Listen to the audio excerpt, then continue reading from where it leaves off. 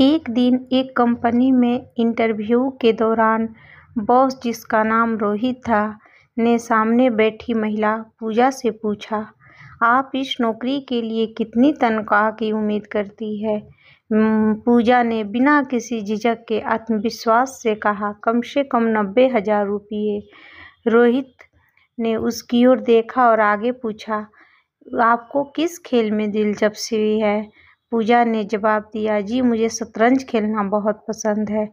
रोहित ने मुस्कुराते हुए कहा, शतरंज बहुत ही दिलचस्प खेल है, चलिए इस बारे में बात करते हैं। आपको शतरंज का कौन सा मोहरा सबसे ज़्यादा पसंद है? आप किस मोहरे से सबसे अधिक प्रभावित होती है? पूजा ने मुस्कुराते हुए कहा, वाजीर। रोहित ने उत्सुकता से पूछा, क्यों? जबकि मुझे लगता है कि घोड़े की चाल सबसे अनोखी होती है। पूजा ने गंभीरता से जवाब दिया, वास्तव में घोड़े की चाल दिलचस्प होती है, लेकिन बाजीर में वो सब गुण होते हैं जो बाकी मोहरे में अलग अलग रूप में पाए जाते हैं। वो कभी मोहरे की तरह एकदम बढ़कर राजा को बचाता है, तो कभी तिरछा चलकर हैरान करता है और कभी ढाल बनकर राजा की रक्षा करता है। रोहित ने उसकी समझ से प्रभावित होते हुए पूछा, बहुत दिलचस्प, लेकिन राजा के बारे में आपकी क्या राय है? पूजा ने तुरंत जवाब दिया, सर, मैं राजा को शतरंज के खेल में सबसे कमज़ोर मानती हूँ। वह खुद को बचाने के लिए केवल एक कदम भी नहीं उठा सकता है, जबकि बाजीर उसकी हर दिशा से रक्षा कर सकता है। रोहित पूजा के जवाब से प्रभावित हुए और बोले, बहुत शानदार, बेहतरीन जवाब। अब ये बताइए कि आप खुद को इनमें से किस मोहरे की तरह मानती है? पूजा ने बिना किसी देर के जवाब दिया, राजा।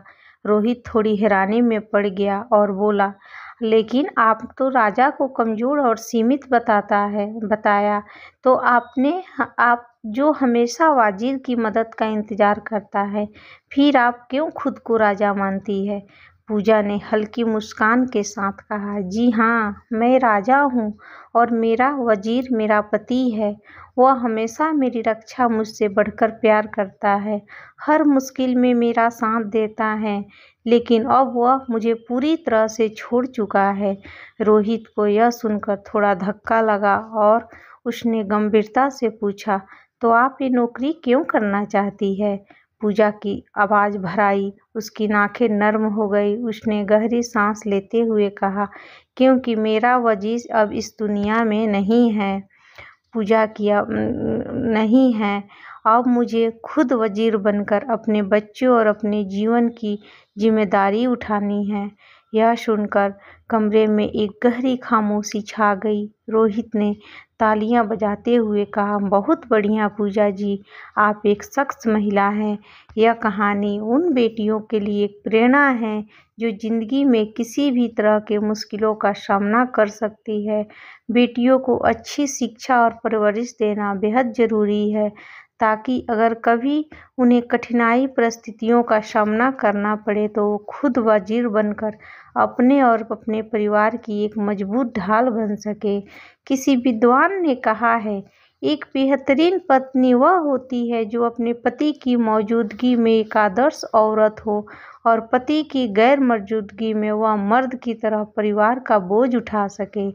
यह कहानी हमें यह सिखाती है कि जीवन में परिस्थितियां चाहे जैसी भी हो, अगर आत्मविश्वास और समझदारी हो तो कोई भी मुश्किलें हालात को पार कर देती है। कहानी अच्छी लगे तो एक शेयर, एक लाइक ज़रूर करना।